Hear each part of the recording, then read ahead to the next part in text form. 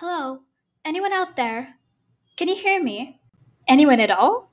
Well, I'll just assume you can hear me, and I'll just begin. This is your host, Element J, and today, wait. Did I say Element J? Element J as in the element that's somewhere stuck in the periodic table? Yes, I did. Now, don't go searching up your chemistry book and trying to find the periodic table and trying to find out where I am supposed to be. No, don't do that. Don't take all that pain. Because I'll tell you, you won't find Element J.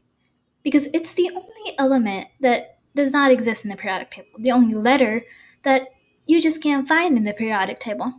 It's a fun fact, note it down. All the way from hydrogen to ununactium, each one of us confused teen elements has a story, a periodic trend that is overlooked, and an octet stability that we think we will never attain. So here I am, element J, not here to tell you that a scientist will put you into place and all your worries. No, I, just like each one of you, am trying to find my way into the bigger chart of life, where atoms collide, gases extinguish, and to me, we teenagers are those missing elements, those undiscovered elements, just like element J. So, in my podcast, I want to talk about mental health, teenage life, and how life can sometimes be so very depressing.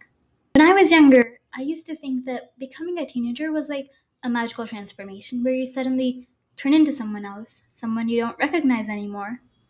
And I was determined not to change like that.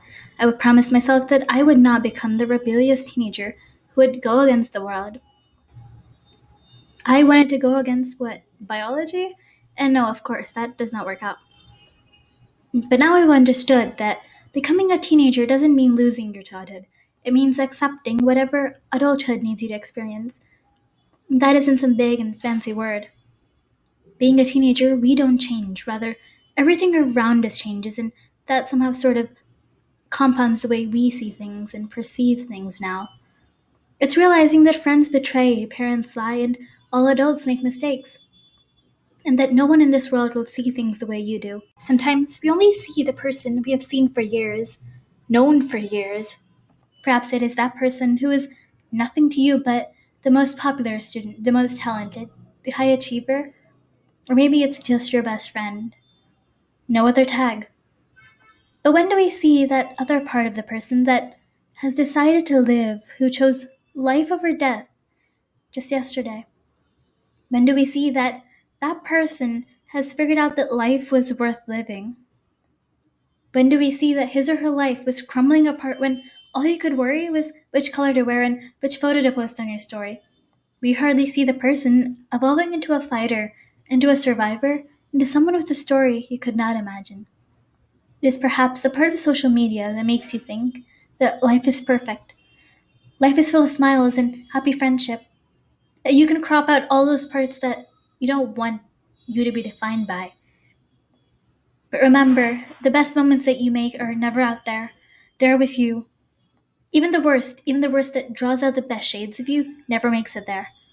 So in a way, we all live false lives, lives we don't acknowledge, and sometimes, even when we do acknowledge those tiny moments that make us who we are, we're too afraid to confront them. Sometimes we feel so lonely, so alone, even when we're surrounded by beautiful people ready to help us out. We feel like it's truly the end of the cliff and all we need to do is just jump off. There have been times I felt so low that at a particular moment, I loved being upset. I loved hurting myself that way. I felt like happiness and assurance of being okay was never an option. It was never constant. I thought shutting myself down would end all my worries, that that could become my constant.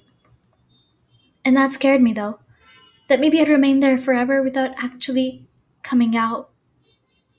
Sometimes I feel like I've lost my identity, who I am and who I was and what defines me, what will define me in the future. What if I lose the ability to be myself? What if I lose the passion for writing? What if I lose the passion for what I have now? How do I know what I want to become if I keep thinking differently each single day? How do I know what I want from life and what I want to achieve? How will I ever be able to make a decision? I never had answers to these questions.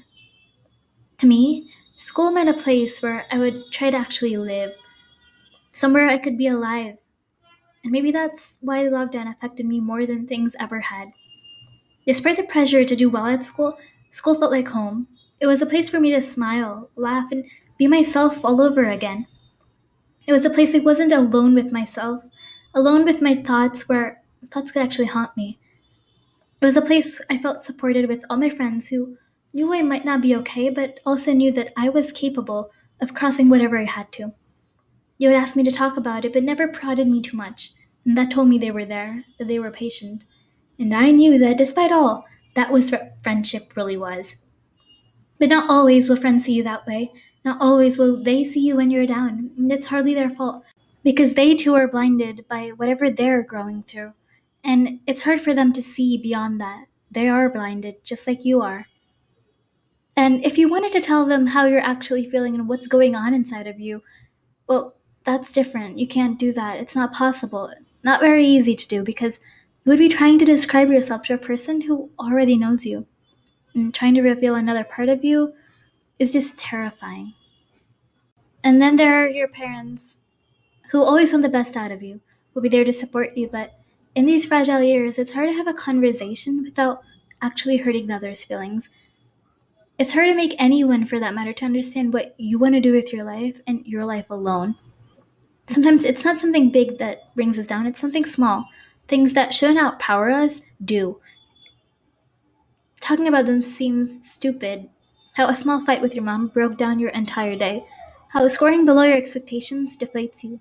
How a misunderstanding between friends over the silliest of reasons makes you feel lonely. One thing that you once wanted or thought you once had being snatched away ends everything. You go down that hole deep down and want to stay there till everything is alright. But no, things won't get better. Because when you finally emerge from whatever hole you've dug yourself, the problems will still be there. It's you who will see them differently. Tell yourself that those small things don't matter, and that you will get through the day and make it into the next. And despite all that, people find it easy to talk about how spoiled, rude, demanding, and arrogant we teenagers are. But do they really see the other side of us all? When there is an argument, we will always be the illogical and undisciplined ones. Is it so hard for them to acknowledge what we have been going through, what we've been achieving, rather than what we haven't been able to? Sometimes I feel afraid of how I feel, of how I think that one day I will change and become someone who doesn't have this approach towards life, the same realization. Sometimes I worry I think too much, and I'm locked up inside of myself. Sometimes I tell myself that I should never expect anything from life. Tell myself that life will keep upsetting me, that life likes to watch people suffer. But when I look back now, all that it has taught me something. It has applauded me for the person I am now, much stronger, bolder, and unafraid of whatever life is gonna throw at me. I know I can get through it.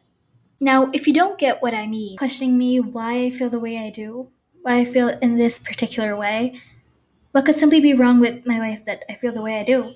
Well, guess what? I don't know either. There are people out there who have gotten through things worse than me. Their life is even more broken up and probably beyond repair, but I do believe we can. Together we can.